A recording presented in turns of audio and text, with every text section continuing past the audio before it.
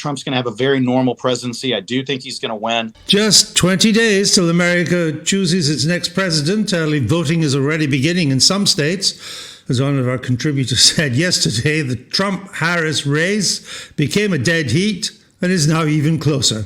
The polls in the 7 swing states are so close as to be quite unhelpful as a guide to who will win on the night. Hal Lambert is a major Republican donor and was a member of Donald Trump's inaugural committee in 2016 when he was elected president. He joins me now. Hal Lambert, welcome to the program. Happy to be here. Thank you. Now tell me, I think you think Trump's going to win and actually might win quite convincingly. Why do you think that? Yeah, I think the way to look at this race is to, you talked about the polling. I think you need to look back at 2016 and 2020 to compare where Trump's polling was in those 2 election years and today. And Trump consistently outperforms his polling when it comes to election day. So as an example, if you look at the 3 kind of key Midwest states, Pennsylvania, Michigan, and Wisconsin, in both 2016 and 2020, Trump outperformed his final polling numbers by 5 points in all 3 of those states. As an example, Michigan, it showed him going into election day in 2020 down 7. He lost by 2 points. And so you can do that consistently across the board. So if you project that to this cycle and say, hey, it happened twice before, if he's tied going in, could you make the projection that he's actually ahead by 5 points in each of those 3 states? It's really, he is polling better now than he did in either 2016 or 2020, significantly polling better. And if you look at all the swing states that you just described, he's now leading in the averages in all of those swing states, except Wisconsin, but he's about to take the lead in Wisconsin as an older poll drops off. He will then be leading in all of the battleground states on a polling basis. So if he outperforms his polling, which he historically has done, he's significantly leading. You're quite right that in the past, Mr. Trump has outperformed the polling, and there have been question marks as to whether the pollsters often get to some of the core Trump support, which could lead them to underestimate. But it wasn't a presidential election, but the most recent example we have were the midterms in 2022, when it was the other way around. We'd all been told to expect a red wave, but in fact, the Democrats did better than the polling, and there was no red wave, particularly among those candidates that Mr. Trump had personally supported. Yeah, you're exactly right. 2022 was a weird anomaly. It was expected Republicans would do much better. They barely took the House back, and they did not take the Senate back. So it was definitely a disappointing year. But I think Trump is a unique figure when it comes to polling. I think there's a lot of people out there that simply will not tell a pollster that they're going to vote for Trump. They don't trust it, and they don't necessarily want to admit that they're going to, and then they go in there. But what's surprising is the demographic change here in polling. You're seeing a lot more support for Trump this time with Hispanics and with blacks than he did in either previous time. And I think that, to me, if I look at that, it just enforces my view more that he is going to outperform the polling. Let's say, for instance, in Nevada, where let's say he's up slightly in Nevada or tied. Nevada's a lot of Hispanics. If he's truly polling in the high 30 percentile for Hispanics, which, by the way, is, let's call it 8 to 10 points better than any Republican historically does, I just don't see how that poll's correct. So I think we're going to look, obviously, back on all of this in 25 days and say, hey, where was the polling wrong or where was it correct? But I suspect we're going to find that it underpolled Trump support for whatever reason you can come up with, whether it's people or simply don't want to say they're going to vote for Trump or not.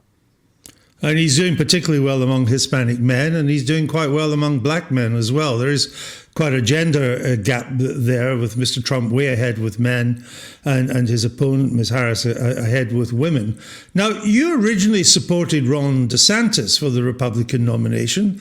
I think at the time you worried that Trump couldn't win middle-of-the-road voters and that he couldn't win swing states. What changed in your mind, Hal?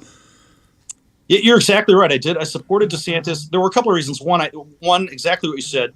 The other was I was really wanting someone that could serve 8 years because I didn't want to be back in a position where you had an open presidency and you have all these challengers again coming up. I don't know that that'll happen, but those were the two main reasons. I think that the change occurred because, number one, Biden's mental capacity just continued to decline dramatically, and people began to move over to Trump because of that. The Democrats saw that and switched him out with Kamala. Their only problem is they were kind of stuck with Kamala Harris. They couldn't really jump past her, and she's probably the weakest candidate they could have put in to replace Joe Biden. They had many other people they could have put in there, but I think politically it was so late in the cycle, and it was so difficult to say, well, we're not going to appoint her above somebody else that, or, we're not going to appoint someone above her when she's the sitting vice president, was just too difficult a move for the Democrats to pull off. And I think just the weak candidacy of Kamala Harris, and Trump's done well. I mean, he's run a very good campaign, I think, compared to example 2020. I think he's run a much better campaign. And I think voters have looked at this and said, hey, there's no doubt that, former President Trump is a better selection than Kamala Harris. Now, you will know that a lot of people are concerned at the prospect of a second Trump presidency. And I'm not talking about the usual Trump haters that dominate so much of the American media when you switch it on and watch the news channels, other than Fox, of course. I'm just talking about people who, they're just worried that he's beginning to sound a bit deranged. I mean, he rails against what he calls radical left lunatics and says that the National Guard or the U.S. military might have to be unleashed on them. I mean, who's he talking about? What's he talking about? Well, I don't know that Trump's doing anything any differently than necessarily what things he said in 2016 or 2020. But I think if we talk about that as a specific, I think he's talking about the riots that broke out after George Floyd and the fact that you had many cities kind of burned down and a lot of the governors and mayors just let it happen. I think that's where he's saying, I don't think that should be allowed to happen again. And we may need to have some National Guards to try to create some order in some cities if that were to happen. That's the only thing I think he's really referencing. Of course, it happened in Milwaukee when he was president. Yeah, no, there's no question. He did. And that's right. That's what I'm saying. A lot of these cities, it happened in Minnesota. It happened in, Minneapolis, Minnesota. Portland, Oregon had a portion of its city taken over for weeks. It happened Seattle as well. Yeah, it happened in D.C. I think that those are the kind of things that he's referencing is that, we can't allow that to happen again. I don't see that happening again. So I don't see that being a factor or something that would be necessarily going to happen in the future. But, Trump's going to talk off the cuff and bring up different topics. And, you're right. I mean, the media jumps all over every little thing he says and tries to use that as an example of how he's supposedly going to be some sort of dictator from, day one. It's just not going to happen. Trump's going to have a very normal presidency. I do think he's going to win. And in 4 years, we will have a new president. And that's the way this is going to work. And that's the way it's worked for several hundred years. Again, though, I take the point. Sometimes you shouldn't take Trump literally or even too seriously on things that he says. But something that I think that does worry people, and I'm talking about people that are not sold in Kamala Harris, and they may be thinking, should I vote for Trump or shouldn't I? They're undecided at the moment. He vows repeatedly to use the criminal justice system to get revenge on his enemies. I mean, that's a worry too, because that is not the way of America. It's not the way of a democratic society. Well, I take issue a little bit with that. I wouldn't say he vows repeatedly. I think that's come up a few times. But look, the only group that's used what's kind of the term lawfare has come out of this, as a pun off of warfare that's called lawfare, has been the Democrats. I mean, they've had Trump in the courts now for 3 years. They've gone after him ever since he was elected in 2016 through the Justice Department. They've gone after people in his administration. So they're the ones that have done this. And so when you say that's not the American way, I mean, you're right. It's not until the last, call it 8 years when it seems to have really changed under Democrats going after Republicans and going after Trump. Again, I don't know who he's talking about from that perspective.